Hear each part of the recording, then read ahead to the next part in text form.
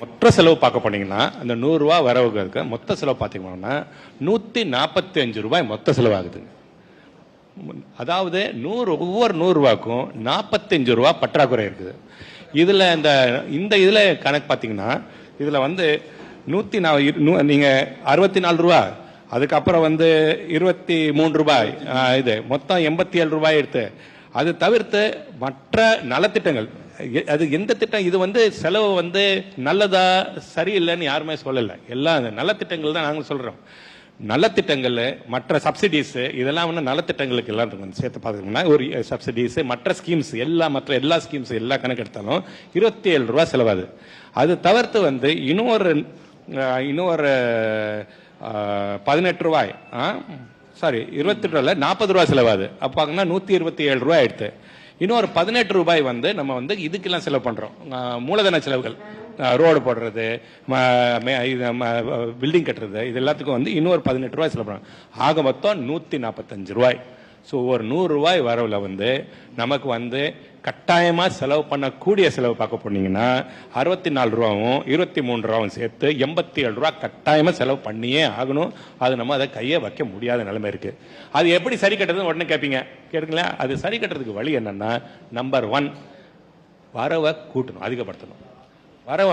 வரி நம்ம டிபார்ட்மெண்ட் இது பார்க்க போனால் நமக்கு வரதெல்லாம் கமர்ஷியல் டாக்ஸஸ், அதாவது வரி வருவாய், நம்ம வரி டிபார்ட்மெண்ட், ஜிஎஸ்டி, அதுக்கப்புறம் மற்ற பெட்ரோல் டீசல்லேருந்து வர டேக்ஸ், வேட்டு, அப்புறம் ஸ்டாம்ப்ஸ் ரெஜிஸ்ட்ரேஷனு, அதுக்கப்புறம் மோட்டார் வெஹிக்கிள் டேக்ஸு, இது எல்லாம் டாக்ஸஸில் நமக்கு வரி வருவாய் வருது. அதில் அந்த வரி வருவாயில் வர வருவாயை நம்ம அதிகப்படுத்துறது முக்கியம். அது அதில் தான் இப்போ நாங்கள் கம்ப்ளீட்டாக ஃபோக்கஸ் பண்ணுறது அதில் வந்த எஃபிஷியன்சி, கலெக்ஷன் எஃபிஷியன்சியை நாங்கள் அது இன்க்ரீஸ் பண்ணுறதுல நடவடிக்கை எடுத்துட்டு வருகிறோம். சார், இந்த கடன்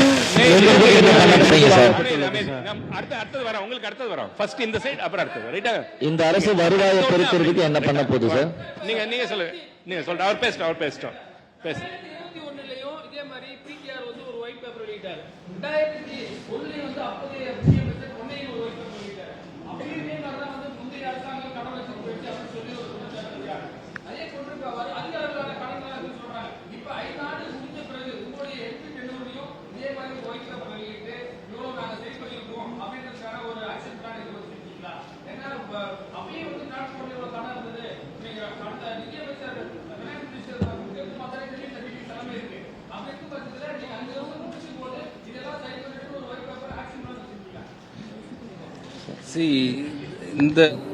இந்த இப்போ நாங்கள் அனௌன்ஸ் பண்ணது just facts, what is available datas the CAG and RBI. அந்த அடிப்படையில் தான் நாங்கள் 2021 25, 26 வரைக்கும் ப்ரீ ஆக்சுவல் வரைக்கும் அனௌன்ஸ் பண்ணிட்டோம். பட் இதுக்கு ஃபிக்ஸிங் சொல்யூஷன் தான் இப்போது ஹானரபிள் சீஃப் மினிஸ்டர் எங்களுக்கு அட்வைஸ் கொடுத்துருக்குறாங்க. அதுக்கு க்ளீன், கரப்ஷன் ஃப்ரீ கவர்மெண்ட், இது ரொம்ப முக்கியமான விஷயம். எங்கள் கவர்மெண்ட் ஃபஸ்ட்டு மோட்டோவே அதுதான் ஹானரபிள் சீஃப் மினிஸ்டர் எங்களுக்கு அனௌன்ஸ் பண்ணது. So with this and revenue மொபைலைசேஷனில் கண்டிப்பாக அதை நாங்கள் கான்சன்ட்ரேட் பண்ணுவோம். And corruption free, expenditure efficiency, அது நாங்கள் கான்சன்ட்ரேட் பண்ணுறதுனால கண்டிப்பாக பிஎஸ்யூ ரிஃபார்ம்ஸ் பண்ண போகிறோம்.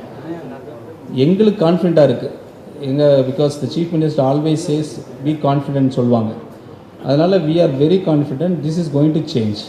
As what has happened in the last mandate given by the people of Tamil Nadu, definitely we feel that there is a huge change going to happen with one word, corruption free government and revenue mobilization இருக்கட்டும் and administrative efficiency. கண்டிப்பாக அது நடக்கும்.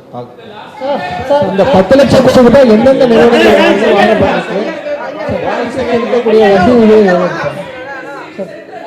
Sir, public sector undertaking. Sir. No, wait. Please wait. That's one by one we'll start to do, right? Okay, we'll give time, enough time. We'll spend another 15 minutes. கொஞ்சம் அமைதியா, first அமைதியா இருந்தா தான் we can move forward. Right? Sir, கையா இருக்குங்க sir. Wait. Sir, you compared. No, there are others waiting. Please wait. Sir, 10 லட்சம் கோடி ரூபாய் கடன் எந்தெந்த நிறுவனங்களிடமிருந்து வாங்கப்பட்டிருக்கு sir?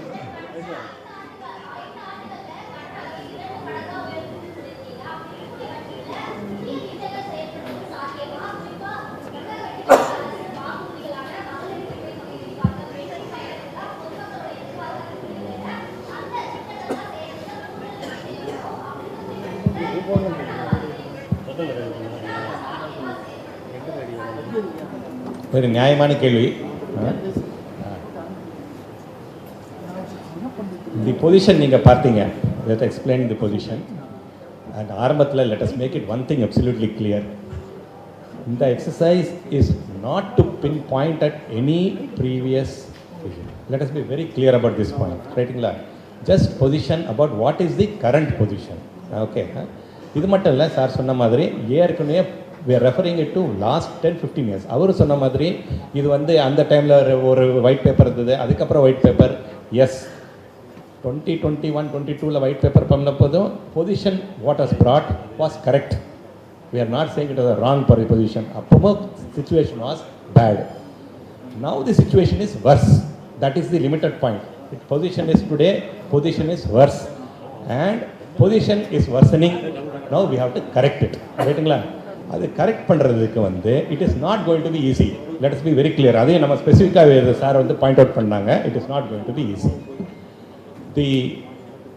It is like having a disease. ஏற்கனவே சார் சொன்ன மாதிரி ஒரு டிசீஸ் நம்மகிட்ட இருந்ததுன்னா அது ஒரே ஒரு ஹாஸ்பிட்டல் விசிட்டில் உடனே அது சரியாகணும்னு நம்ம எதிர்பார்க்க முடியாது.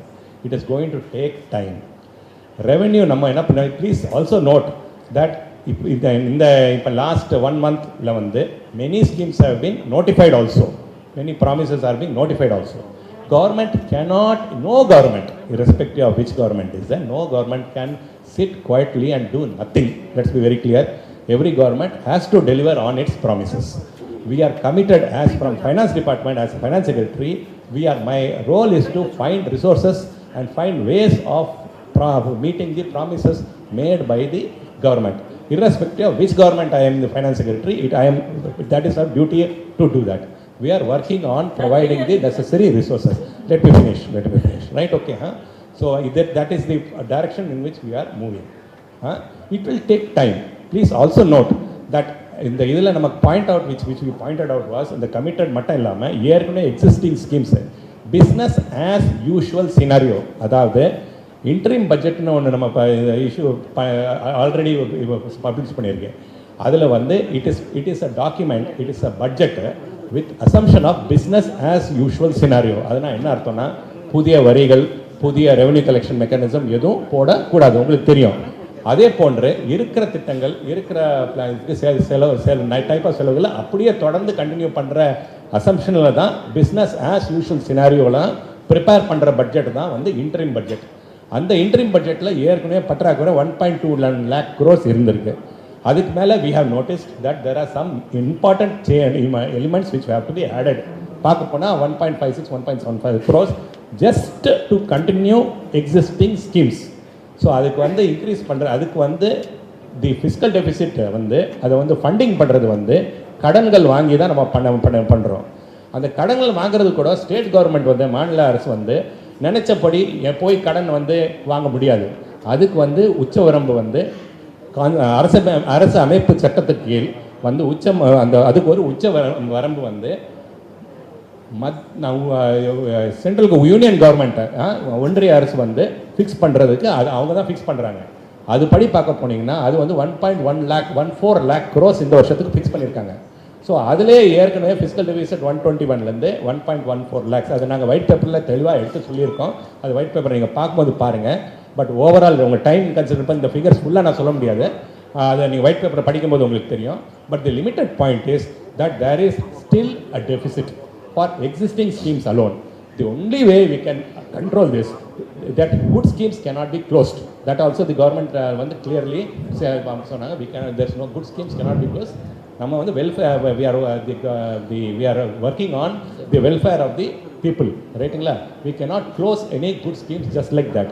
So the only way which we can way forward is to find ways of raising additional resources by reducing the kind of leakages that have happened in many revenues, which is an open secret. We don't have to point out. So that is where we are working on, and we are trying to improve the revenues. Sir கேள்வி minister இருக்கு sir. Mr. Sir, there are how long it will take? You are saying yes. Sir Tamil Nadu இரண்டாவது பெரிய மாநிலம், ஆனா நிதி நெருக்கடி இருக்குதுன்னு எப்படி ஆட்சி காலத்துல எந்த திட்டத்துக்கு தேவையில்லாத ஒரு நிதி?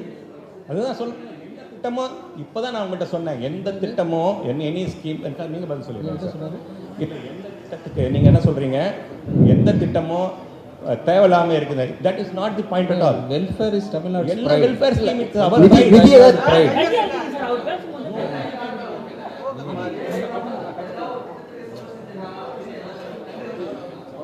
இல்லை சார், அது மாதிரி இல்லை. நான் சொல்கிறது வெல்ஃபேர் இஸ் தமிழ்நாடு ப்ரைடு. அது நாங்கள் மாற்று கருத்தே கிடையாது. இப்போ என்ன ப்ராப்ளம்னா இன்கம் எங்கே ஜென்ரேட் பண்ணுறது, இன்கம் ரெவன்யூ கிரியேட் பண்ணாமல் when you announce a scheme that is a difficult தான் சொல்கிறோம். But we are not saying that welfare schemes is no good ன்னு சொல்லவே இல்லை. we welcome that. That is what our இப்போ public இருக்க ஒரு சரிங்க சார். கடந்த அரசு விளம்பரத்துக்கு எவ்வளவு செலவு செஞ்சிருக்கு சார்? சரி, கொஞ்சம் இப்ப வரி வருவாயை உயர்த்த வாய்ப்பு இருக்கா? பால் ஒரு நிமிஷம் அவர் கொடுத்தா அப்புறம் அங்க சரிங்க சார். உங்க பார்வை நேராவே இருக்குல்ல சார்? நேராவும் பாருங்க சார். அது வந்து ஃபிகர், அது வந்து facts. we are just revealing facts.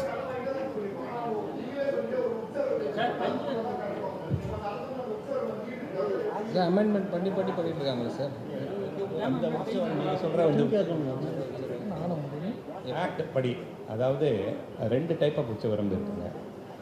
ஒன்று வந்து உச்சவரம்பு வந்து ஆக்டில் ஃபிஸ்கல் FRBM ஆக்ட், அதாவது fiscal responsibility management budget management act. அந்த ஆக்டில் வந்து நமக்கு வந்து ஃபிஸ்கல் டெபிசிட் 3% மேலே இருக்கக்கூடாதுன்னு நம்மளோட கதை. அதுதான் ஐடியல். 3% மேலே ஏறுறது இட் இஸ் நாட் குட். அது அன்ஃபார்ச்சுனேட்லி அது 3%க்கு மேலே not now for quite some time இருந்துட்டு வருது. There's no as I said there's nothing to blame anybody. இருந்துட்டு வருது, ரைட்டுங்களா? இது கவர்மெண்ட் ஆஃப் இந்தியா பர்மிஷன் வாங்கி தான் every borrowing can be done. So கவர்மெண்ட்டுடைய பர்மிஷன் இல்லாமல் எந்த பாரோயிங்கும் செய்யப்படவும் இல்லை, செய்யப்படவும் முடியாது. ஸோ அந்த உச்சவரம்புக்குள்ளே தான் இருக்குது.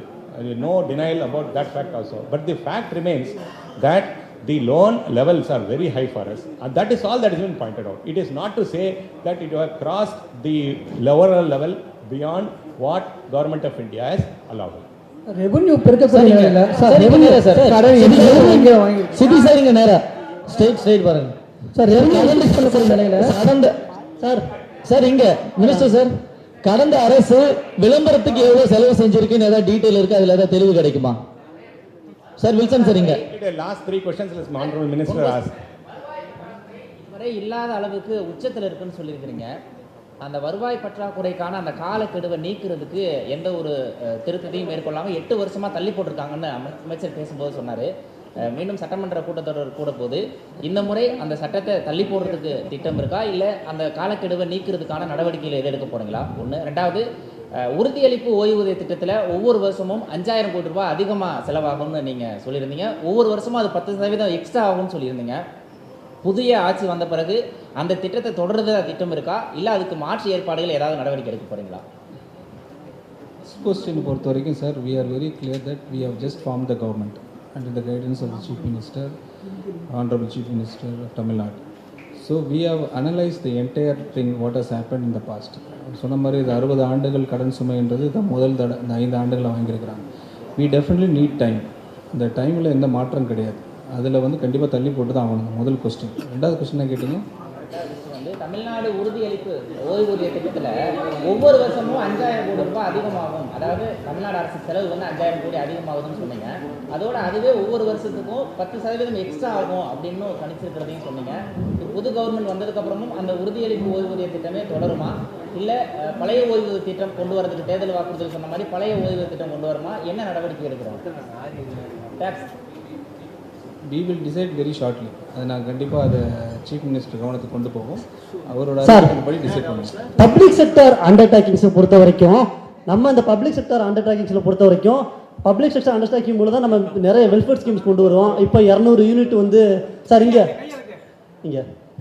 200 யூனிட் மின்சாரம் கொடுத்துட்ருக்கோம், பஸ்ஸில் வந்து நிறைய கொடுத்துட்ருக்கோம். அப்படி நிறைய கொடுக்கும்போது பப்ளிக் செக்டர் அண்டர்டேக்கிங்ஸை வந்து ஒரு லாபத்துலேயோ இந்த நஷ்டமாகாமல் இப்போ இயக்கிறதுக்கு வாய்ப்பு இருக்கா?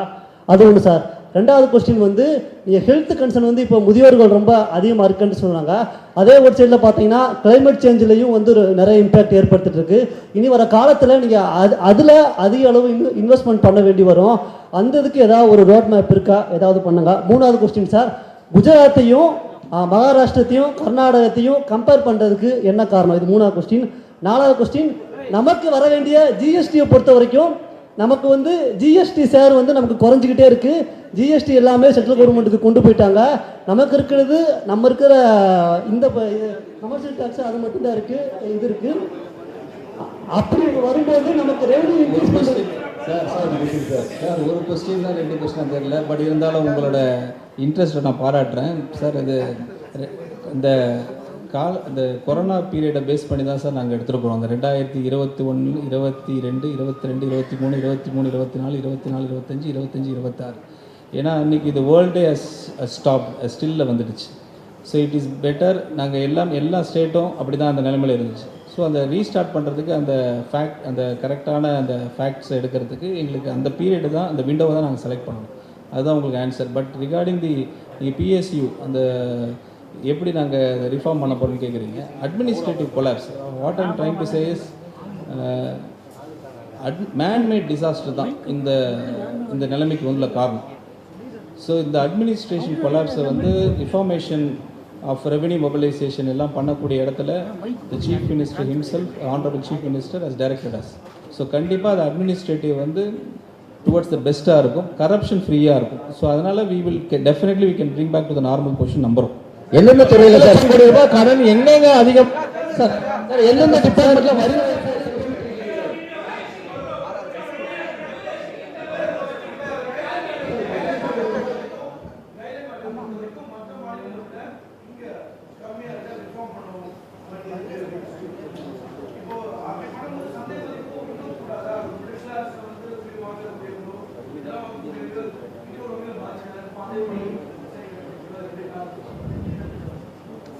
Last year what has happened everybody knows. இங்கே இருக்கிறவங்க எல்லாருக்கும் டிரான்ஸ்பரண்ட்டு தான். இது யாருக்கும் ஒளி மறைவே கிடையாது. ஸோ ஒரு எக்ஸாம்பிள் வந்து ஒரு அண்ணா நகரில் ஒரு ஸ்கொயர் ஃபீட் வந்து 25,000 ஸ்கொயர் ஃபீட் மார்க்கெட் வேல்யூ இருக்குதுன்னு வச்சுங்க, இல்லை இருக்குதுன்னு வச்சுங்க. அது போன இதில் வந்து ஒரு 3,500 கைட்லைன் வேல்யூவில் அண்டர் வேல்யூ பண்ணியிருக்கக்கூடிய அளவுக்கு இன்ஃப்ளூன்ஸ் பண்ணியிருக்காங்க. அதோட அடிப்படையில் தான் அந்த லீக்கேஜ் நிறையா வந்திருக்கு. ஸோ அதுதான் நான் ஏற்கனவே சொன்ன மாதிரி everything is under administration. Corruption இல்லாத ஒரு கவர்மெண்ட்டு தான் ஆனரபிள் சீஃப் மினிஸ்டரோட எய்ம் அண்ட் மோட்டோ. ஸோ அந்த அடிப்படையில் பார்த்தா எல்லா லீக்கேஜும் ஃபிக்ஸ் பண்ணிட்டாலே I think we can move on from what we are in right now. Sir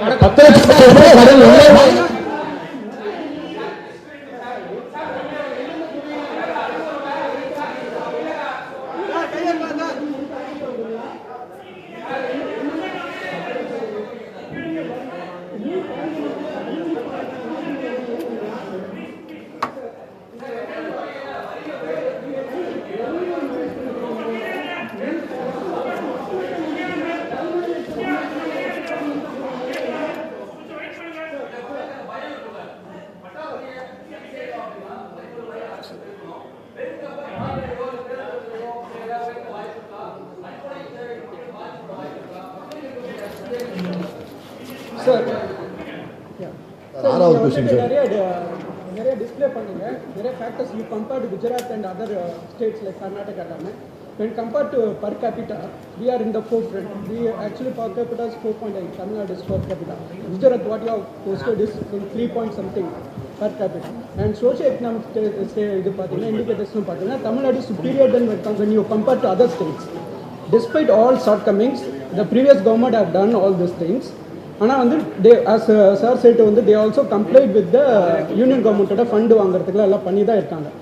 இருந்தாலும் அவங்க கோல் ப்ராமிஸை பண்ணியிருக்கோம் நீங்கள், but you are given a better goal ப்ராமிஸ்ன்னு சொல்லிட்டு தான் மக்கள் உங்களுக்கு ஓட்டு போட்டுருக்காங்க. ஆனால் இதுவரை நீங்கள் வந்துட்டு கரப்ஷன் ஃப்ரீங்கிறது மட்டும் தான் பேங்க் பண்ணுறீங்க. வந்து நீங்கள் ஸ்கீம்ஸ் இம்ப்ளிமெண்ட் பண்ணுவீங்களா இல்லையான்னு கேரண்டியாக எதுவுமே சொல்கிறது இல்லை. யூ ஆர் ஜஸ்ட் கிவிங் நாங்கள் பண்ணுவோம் தான் சொல்கிறீங்க, கரப்ஷன் ஃப்ரீ கவர்மெண்ட் தான் சொல்கிறீங்க. வந்து whether you will implement all those schemes and எவ்வளோ டைம்குள்ளே டெலிவர் பண்ணுவீங்க? See sir, we are very clear in our approach. Whatever the Honorable Chief Minister has announced, definitely there will be a timeline which will be discussed with the Honorable Chief Minister. We will get back to you. அந்த discussion இருக்குது. But the chief minister himself will announce. Sir minister sir